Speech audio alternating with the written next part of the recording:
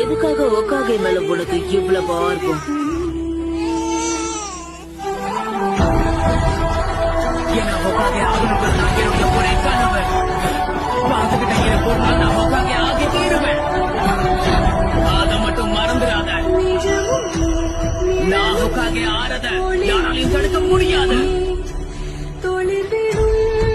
இந்த பையன்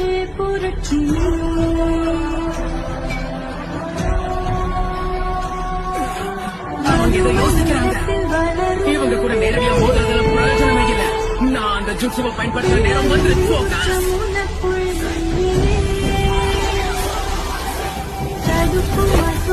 அலைகள்